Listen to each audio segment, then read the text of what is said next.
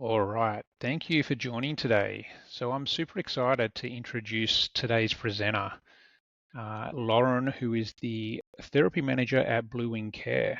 So Lauren's a occupational therapist, and she comes with a global perspective.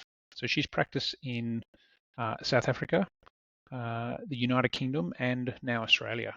So she has, quite a bit of experience here in public health, the NHS, social care, private practice, and the NDIS. So this breadth of work has given her a pretty deep understanding of what it takes to thrive as a therapist in diverse and complex systems. So alongside her clinical work, Lauren holds a Masters of Public Health, which has shaped her ability to connect individual behaviour with broader service systems. She brings a blend of clinical insight, reflective practice, and systems thinking to the way she develops and supports professionals. So what sets Lauren apart is her belief that therapists grow by understanding themselves more deeply. She's passionate about helping clinicians recognize their strengths, their patterns, and the factors shaping their professional identity. So today she'll guide us through a session designed to strengthen that inner foundation, supporting practitioners to build confidence, deepen self-awareness, and step into purposeful, sustainable practice, no matter where they are in their career. So I'm going to hand over to Lauren. Hi, everyone. Welcome to today's session. Whether you're a new grad transitioning from another area or simply feeling unsure in your role, this session is for you. So, early career OT can often feel messy, overwhelming, even when you're capable. This isn't judgment or comparison or fear based, but more about understanding why certain tasks feel easy, why others feel draining, and what you need to feel grounded and confident. Confidence isn't just a skill, it's clarity, structure, self awareness. Without insight, no amount of templates or professional development will fix the foundations. So, what we'll do today is we'll use three practical models: model of creative ability, the root cause analysis, and the circle of control. This will make sense of your patterns and your pressure points and translate insight into meaningful action. By the end, you'll have a clearer picture of where you're at, what's getting in your way, and what you can shift moving forward. This is about understanding yourself so you can grow with stability and not within overwhelm. So, just a quote to start for today: everyone can develop confidence when they understand how they work, why certain tasks feel easier or harder, and what sits inside their circle of control. Insight is the foundation of a strong clinical core, and this comes with time. So before we dive in, I want to outline what you can expect to gain from the session. The first goal is to help you build self-awareness about your current work habits, the things you do well, the areas you're still developing, and the parts of your role where you feel friction or inconsistency. Insight becomes much easier when you can see your own patterns with honest reflection. We'll be using the three models to help you understand your own behavior at work. They describe the way you engage, the way you respond internally, and the way pressure or uncertainty shows up in your everyday practice. So another key aim of today is to help you identify the root causes of confidence gaps, not the surface level explanations we tend to tell ourselves in the everyday, but the deeper factors underneath. Things like clarity, structure, emotional load, expectations, and readiness. Once we've built on that insight, we'll shift into translating insight into that action.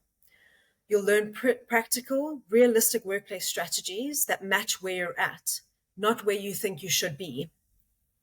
Finally, we're going to blend real-world expectations with the theory you learned at university. Because knowing a model is one thing, but being able to apply it in a busy, unpredictable workplace is something entirely different, especially when you're early career.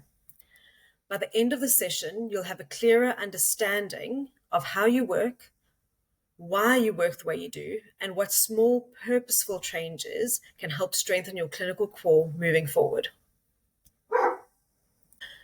So some of the model snapshots, and I want you to remember that the strength of any OT model lies not in its theory, but in how we flexibly and authentically put it into work. So let's quickly orientate ourselves to the frameworks we're going to be using. We're not going into dense theory. I just want you to have enough understanding so you can recognize patterns in your own thinking and behavior. Together, these models give us a clear picture. Where am I? Why am I here? What needs to shift for me to move forward? So before we can grow as therapists, we need a clear understanding of where we are right now, how we're showing up, and what our current capacity looks like. And this is why I love looking at the model of creative ability. It's useful because it looks beyond the skill. It focuses on motivation, readiness, and the actual quality of our actions. So originally, the model wasn't created for workplace performance or professional development. It was originally developed by a South African occupational therapist, Vona du Toit, in a mental health setting to explain why people engage or didn't engage. So she recognized that motivation and action unfold developmentally, that a person can only participate at the level their internal capacity allows. So the model helped clinicians grade activities, match expectations to readiness, and then create a safe pathway for growth. So the same principles can apply powerfully to us in the workplace. So what I've done here is adapt those original ideas of the original model by Vona du Toit and apply them to the realities of being a therapist navigating complex and unpredictable work. Instead of analyzing a client's readiness, we're using the model to understand our own readiness for different professional demands. So rather than looking at activity participation in mental health units, we're looking at how we participate in sessions, how we approach reports, how do we organize ourselves, how do we communicate, how do we problem solve, how do we regulate our emotions under pressure. By applying the levels of creative ability to these tasks, we stop seeing our inconsistencies as flaws and start understanding them as part of a professional developmental trajectory. So this is reframing our thoughts. Instead of viewing performance as good or not good, this model helps us understand why certain tasks feel easy, why others feel overwhelming, and why our confidence might fluctuate depending on the context that we are in. So it gives us language for this variation. Each level reflects a different stage of motivation and action. At some levels, we need more structure, reassurance, clear steps, and scaffolding. At other levels, we're already problem solving independently, adapting our theory confidently, and even supporting others. The point isn't to label ourselves, it's to check whether the demands we're placing on ourselves match our actual readiness for the task. When we then recognize our level, we grade our expectations realistically. So we can identify the tasks where we need support, the ones we can stretch ourselves a little bit in, and then the areas where we're already functioning strongly. And remember, depending on the context and depending on the stress levels, you can fluctuate between the levels as well. So instead of thinking, I should be able to do this, we can then say, this is the level I'm operating from right now, and here's the next step that makes sense for us. This adaptation of the model creates a framework for safe growth in the workplace. It gives a structured, compassionate way to reflect, plan, and then progress. And then ultimately, the model of creative ability gives us a realistic, grounded roadmap for our own development. It shows us where we are, what we can manage, and then identify the actual supports that we need to take the next step forward, which is very important in our new grad and early careers. So the first activity I want us to do now is we're going to map out your current engagement level using the full 9 levels of creative ability. So it's not about capability, it's about understanding your motivation, your action patterns, and your readiness for different types of work tasks. I want you to think about different areas of your role or different areas of your potential role. Think of back to those times when you're on clinical placement or at other times of working, maybe as an AHA. Think of face-to-face sessions, report writing, AT or home mods, admin, communication, organizing your time, confidence in problem solving, professional reasoning, emotional regulation at work. So for each of these, I want you to choose a level that best matches how you currently engage or how you see yourself engaging. So I've created the levels and simplified it for workplace reflection. So group 1 is preparation for constructive action. Okay, so level 1, this action is purposeless, unplanned, and reactive. So the reflective meaning of that is I'm overwhelmed. I can't initiate. I'm surviving, not actually engaging. This might be the first 2 weeks. You get thrown into induction. That might be where you're at. Level 2 is then self-differentiation. So the action here is incidentally constructive or unconstructive. So the meaning behind that is I try, but inconsistently. So you still need structure, reassurance, and modeling. Level 3, we've got the self-presentation level. So the action here is constructive, exploratory. So this means I can participate with direction. I'm learning, trying, and then experimenting within the task. When we move over to group 2, this is where behavior and skill development for norm compliance comes in. So level 4, we've got the passive participation. So the action here is norm awareness and experimental. So this means I know the expectations now, but I still hesitate. I need support to perform to the standard that is expected. Level 5 is imitative participation. So the action here is norm compliant. So the meaning behind it is I can do the task when shown. I work best with examples and modeling. Level 6 is active participation. So the action here transcends the norms. So here where you're becoming an individual, you're becoming inventive, meaning I'm starting to problem solve and I can apply skills flexibly and then think ahead. So you're not just surviving in surviving mode. When we move over to the group 3, this is where behavior and skill development happens for self-actualization. So using the original model. So level 7 is competitive participation. The action here is competitive centered, which means that you strive for mastery. You refine your skills, you compare, and then you start to actually challenge yourself to do better. Level 8 is contribution. So this is situation centered, meaning I contribute meaningfully, I anticipate needs, and then work collaboratively. Level 9, competitive contribution. So this is the action here is about society centered. So the meaning is I lead, innovate, and then advocate.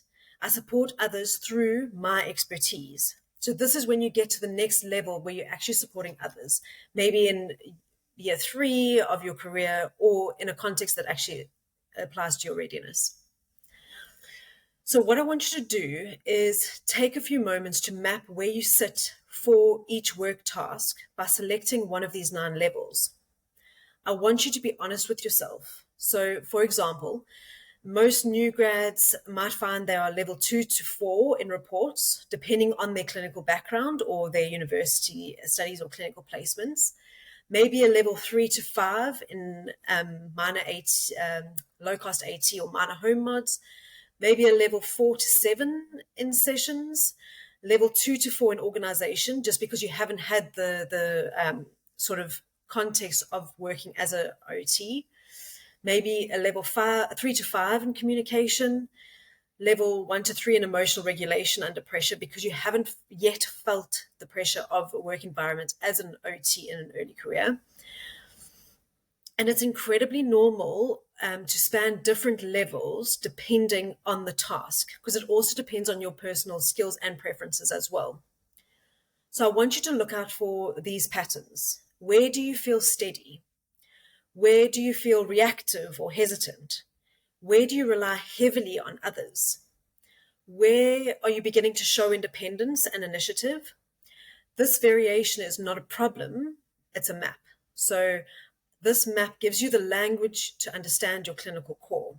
This is your starting point for growth. Okay. So once we've actually mapped out where your task and your action readiness is, I want to go into explaining the next model that I use heavily in practice, and that's the root cause analysis.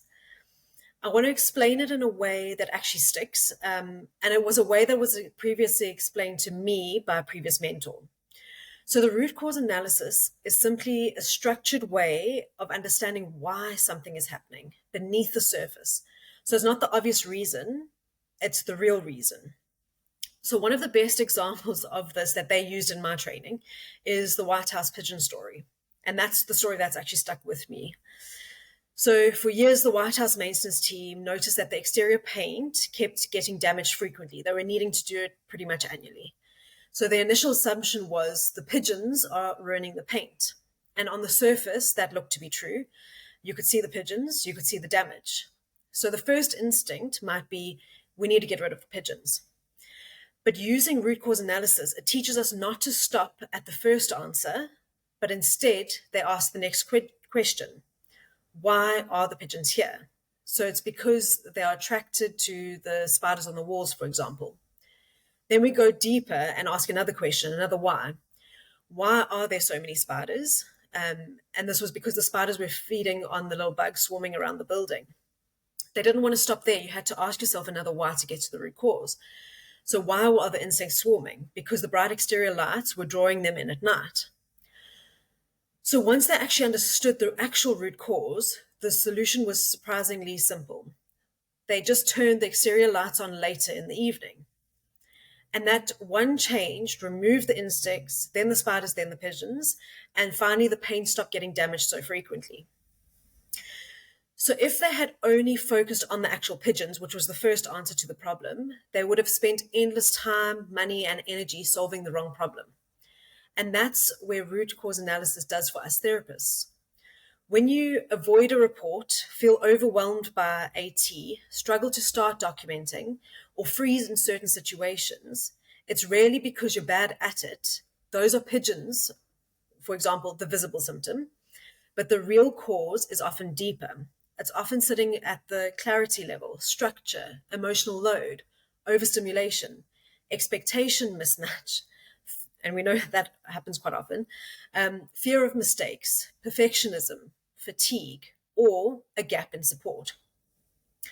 So the root cause analysis helps us unpack the chain of why and address the true issue, not just the part that we can actually see or that our supervisors can see.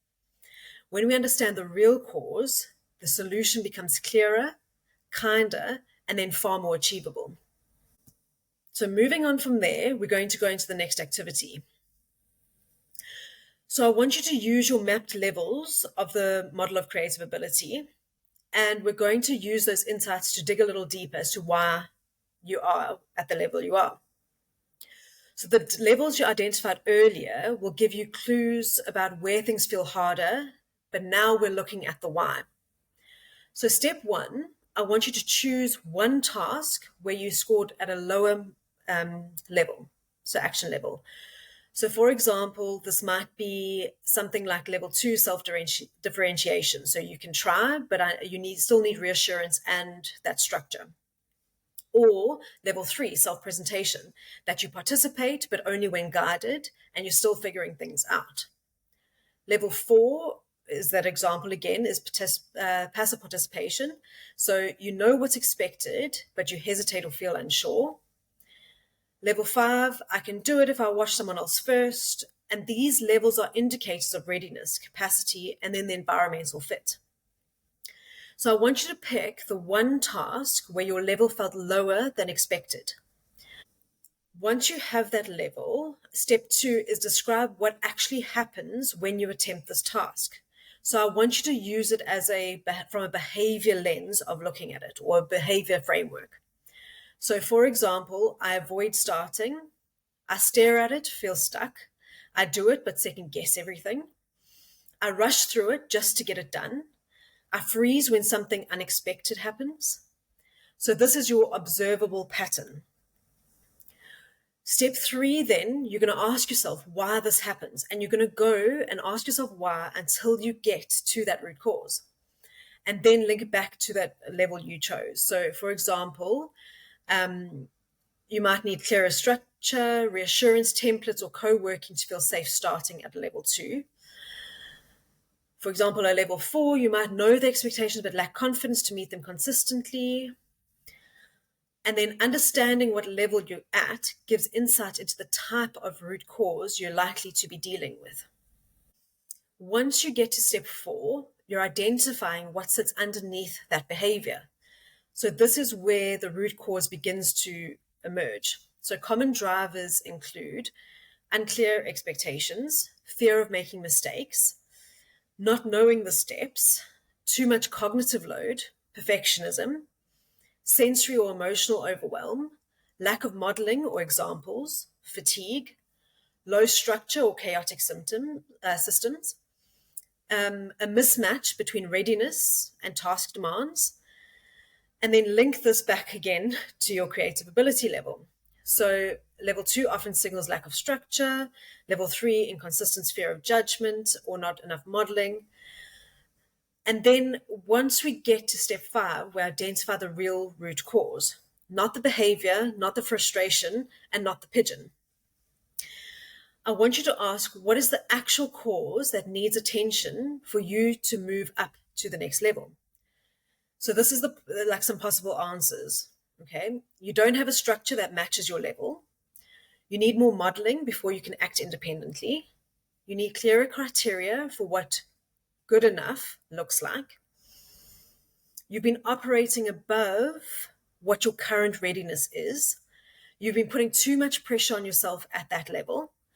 You may need to co-regulate with someone before tackling the task, or have that midpoint check-in. And then this becomes your insight moment. So why this matters. Most new grads struggle not because they lack the skill, but because they are expected to perform at a level 6 or 7 while functioning at level 3 or 4 readiness. So the tasks are set at level 6 and 7, but your actual readiness level is a 3 or 4. Now, when the task exceeds the level, the nervous system says no. The behavior then follows, so that you get the avoidance, freezing, rushing, or the overwhelm. The root cause analysis helps you realign the task to the level so you can grow safely, steadily, and then sustainably. The third model that we're going to go into today is the circle of control. We use this a lot with our clients, but I want you to take time to actually use it on yourself. I use this in daily practice. I use it with some of the therapists that I mentor and supervise, because once we understand and separate tasks or separate our concerns, we then are able to reduce that emotional overload, because we're clarifying where to place your energy and then where you can also step back. I feel it's one of the most powerful tools you can use to manage your emotional load as a therapist. It helps us separate what belongs to us, what we can influence, and what we simply cannot hold as our own responsibility. So it sounds simple, but when you're feeling overwhelmed, unsure, or still finding your professional identity, everything can start to feel like it's your responsibility. And that's where the emotional exhaustion comes in and self-doubt creep in. So the model breaks things into 3 different layers. The first layer and the inside layer is that circle of control. This can include, for example, your preparation, your routines, your ability to organize yourself, how you communicate, how you can ask for help, and the boundaries that you actually set. So these are the things fully within your ownership.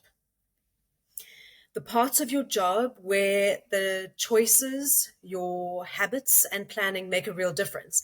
And we only know those things once you've identified and developed insight into your skills and your sort of clinical core.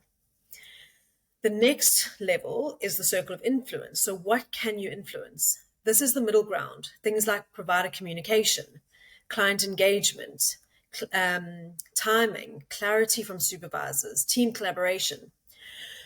You don't have full power here, but you do play a role.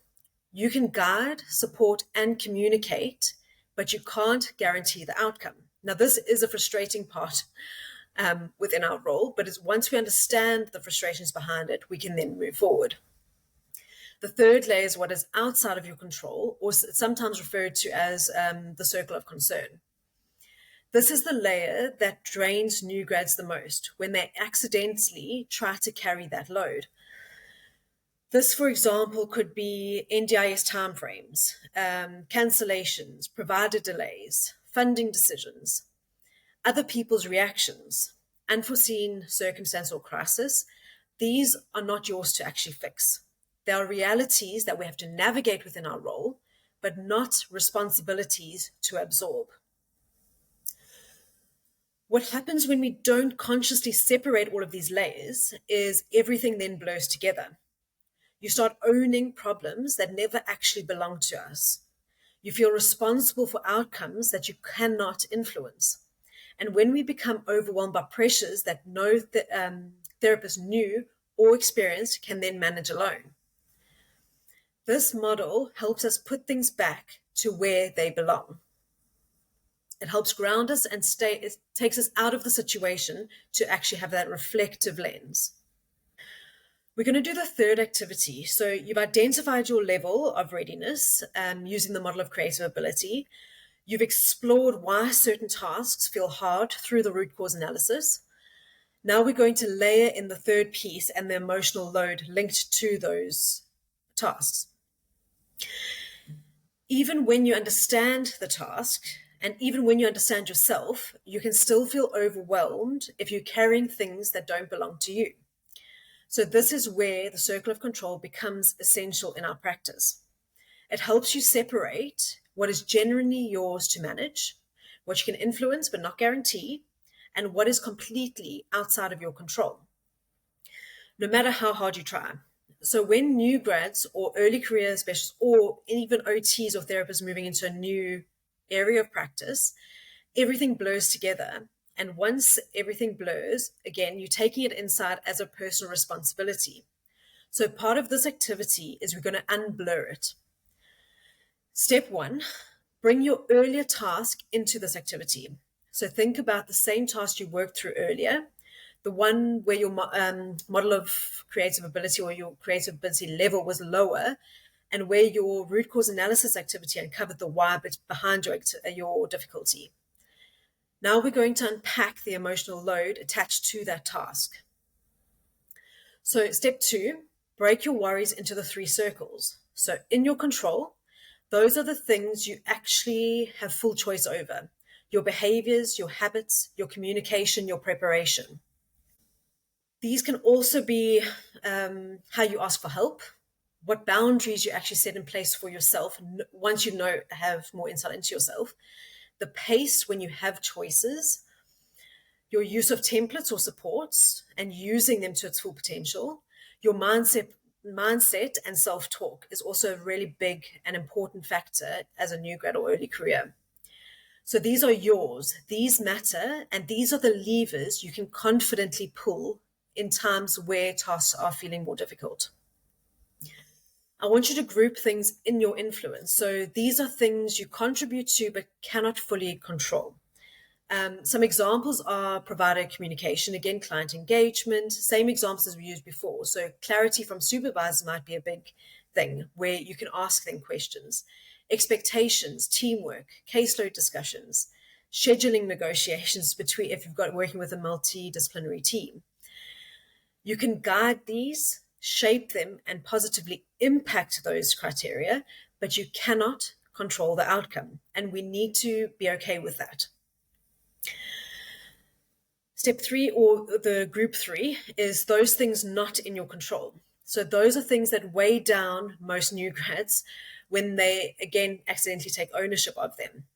Examples are NDIS timeframes, cancellations, provider delays, funding decisions, other people's emotions or reactions, sudden plan changes, maybe family dynamics is a big one in the community, external service barriers. These are things you cannot fix, no matter how conscientious, organized, or well-intentioned you are. And again, you need to be okay with that. You need to establish your level of okay. Step 3, I want you to make 2 powerful choices. So they may seem small, but they will completely shift your emotional load. Choice 1, identify one thing you'll stop carrying because it's not yours. So it might sound like, I'm not responsible for NDIS timelines, and I want you to write that down. Or it might sound like, I cannot control how fast a provider responds.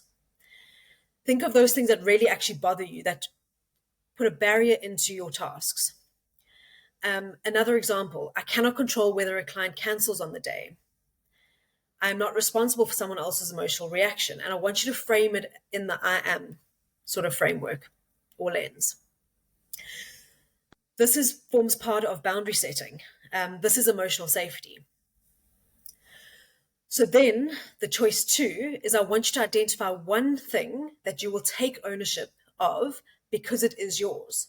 So some examples are, I can plan your sessions with, I can plan my sessions with more structure. And I want you to frame it as the I can. I can ask for help earlier. I can communicate my needs clearly. I can organize my admin time more intentionally. I can create a realistic routine for report writing. Using those statements will build confidence. And because confidence comes from controlling the controllable tasks.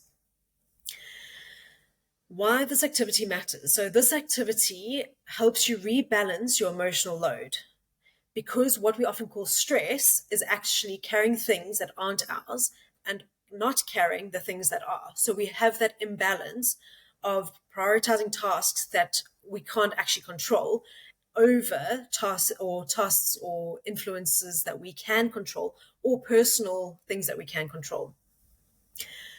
So again, new grads often get stuck because they're expected to perform at a creative ability level 6 or 7 task while only functioning at a level 3 or 4 readiness, and then holding yourselves personally responsible for everything in the entire system. So the circle of control protects you from that pressure. It grounds you, it helps you focus on the behaviors that actually build confidence and release the ones that only create guilt, overwhelm, or burnout. When you place responsibility where it belongs, your nervous system starts to settle, your threshold or your window of tolerance grows bigger, your thinking becomes clearer, your decision-making improves, and the task becomes far more manageable.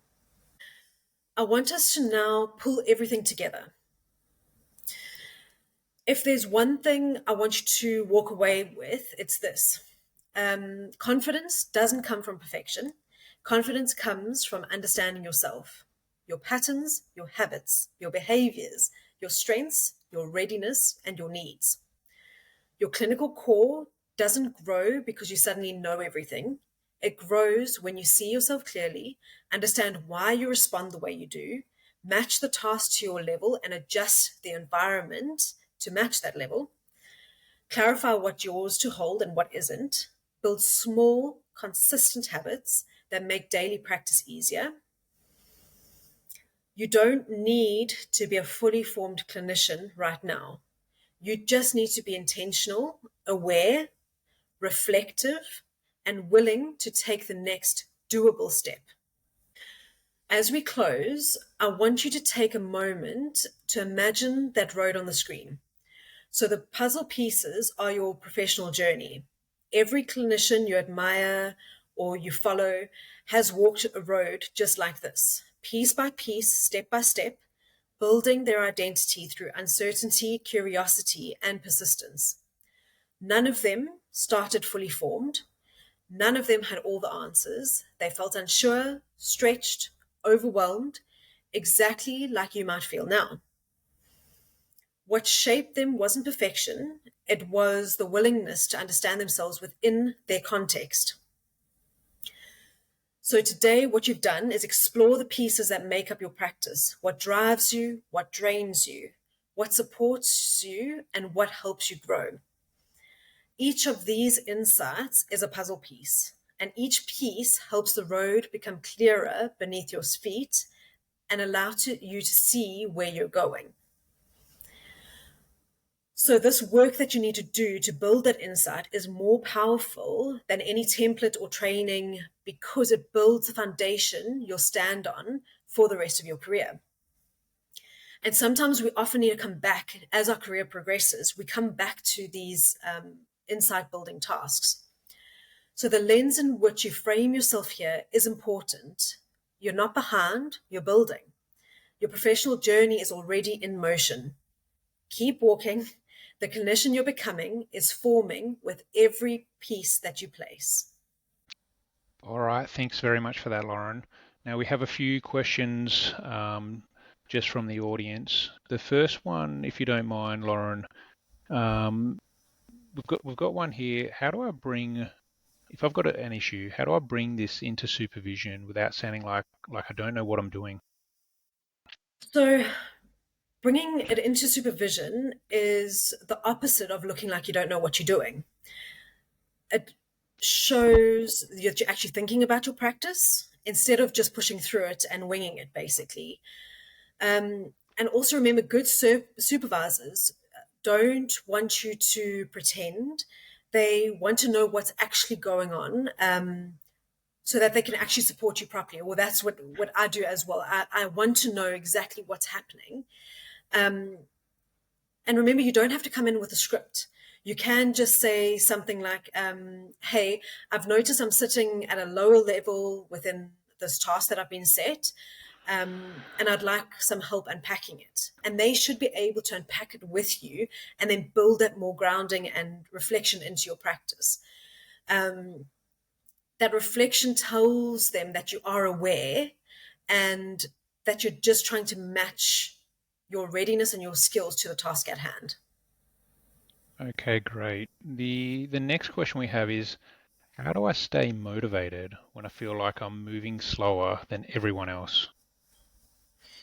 So this is a common one, especially when you are working within a team or even if you're by yourself. But remember that we don't want to compare our chapter 1 to someone else's chapter 10. And most of the time, you're probably comparing to people who've forgotten what it's like where they started. So you need to follow your own puzzle piece road, your own professional trajectory, and that we follow that road through building that insight. So I want you to reframe it in our heads, and this is often I even have to reframe things all the time. So slower doesn't mean worse. It means more frame it around the conditions around you aren't matched to where you're currently operating. And once you identify that, and that motivation will drop when the task sits too far above your level. Think about when we're working with our clients as well. It's the same thing when we're trying to work with ourselves within a task and building our confidence. Once you then grade it down with either more structured approach, more modeling, clearer steps, your motivation then comes back because the task feels doable. It's set at a level that you're actually ready to take on.